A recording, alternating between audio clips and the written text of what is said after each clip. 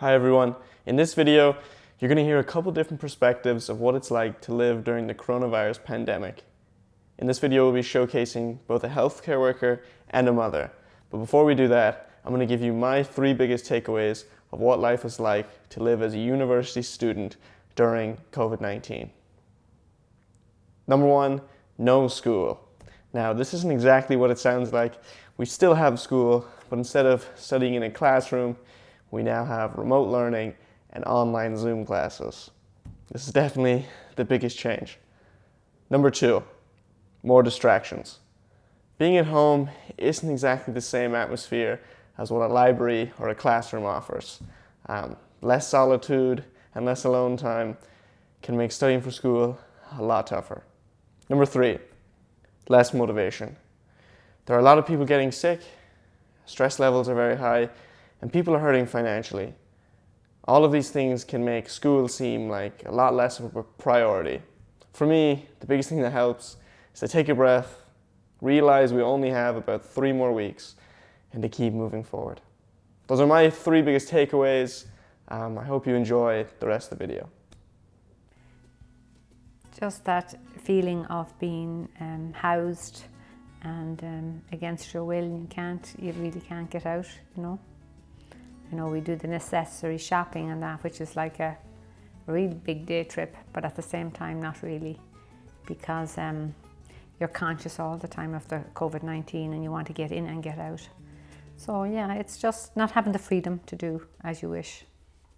Anya, my daughter Anya, not being here, she's hunkered down in Indianapolis because of the coronavirus, and miss terribly seeing her.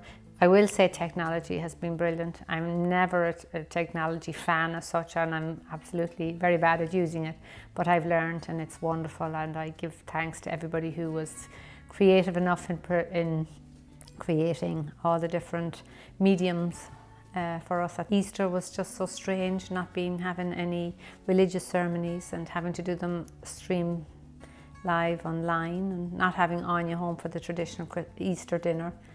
And it's just the break in the family.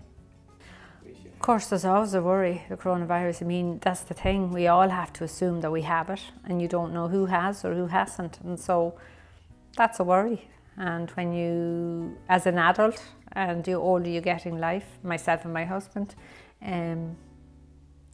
worry that we'll come in contact with somebody that's carrying it but has no symptoms, that are asymptomatic. And of course, the doctors, the nurses, all the healthcare workers, all those that are putting their lives away. We know them all, the truck drivers, the Walmart workers, the supermarket workers, the packers, the farmers that are growing the crops and growing the food and producing every day of the week. So yeah, they're my heroes. There's a lot of heroes in this. Due to the fact that we're not allowed to have visitors in the building anymore, all of our events that have been scheduled from outside, which we do a lot of, have been cancelled.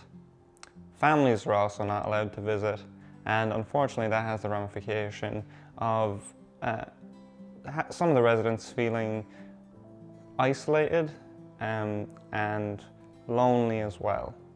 It's a hard time for everyone there, but all of the steps that we're taking are necessary to ensure that our residents are safe. As soon as anybody arrives at work, they have to have their temperature taken, and we're also asked a series of questions to ensure the safety of our residents. No matter who is coming in the building, these things are asked and the necessary precautions are taken to make sure that we follow all the guidelines. If someone is outside the guidelines, such as having too high of a temperature, they will be sent home and further follow-up will be taken.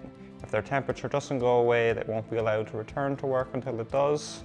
And if further symptoms are present, then they are off work for a full 2 weeks to ensure that no spread of the disease happens at the campus.